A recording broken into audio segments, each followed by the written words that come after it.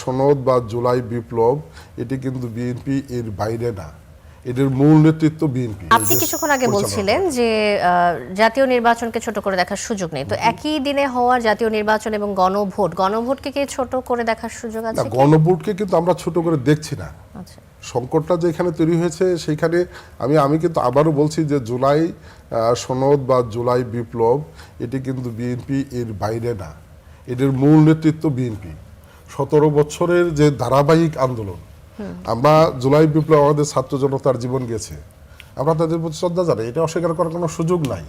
এটা অস্বীকার করলে জাতির অস্তিত্বের সাথে অস্বীকার করা হবে। কিন্তু আপনি যদি গত 17 বছর বিএনপির 4,500 নেতাকর্মী হত্যা, গুম, খুনের শিকার হয়েছে, ইলিয়াস আলী গুম হয়েছে, বেগম খালেদা জিয়াকে অন্যায়ভাবে সাজা দিয়ে জেলখানায় ঢোকানো হয়েছে, ওনাকে চিকিৎসার সুযোগ দেওয়া হয় নাই। বেগম খালেদা জিয়া, আমি এভাবেই বলতে চাই যে বেগম খালেদা জিয়া যদি সেই সময় সরকারের সাথে আতাত করে আন্দোলন থেকে সরে যেত, হয়তো জুলাই বিপ্লবের জন্ম হতো কিনা, জুলাই আন্দোলনের জন্ম হতো কিনা, এটাও কিন্তু একটা প্রশ্ন। বেগম খালেদা জিয়ার এই ত্যাগ, বিএনপির এই ত্যাগ, বিএনপির 38 লক্ষ নেতাকর্মীর বিরুদ্ধে মিথ্যে মামলা, 17 বছরের বিএনপি সমস্ত জুলুম নির্যাতন সহ্য করে এই আন্দোলনটাকে টেনে এনেছে।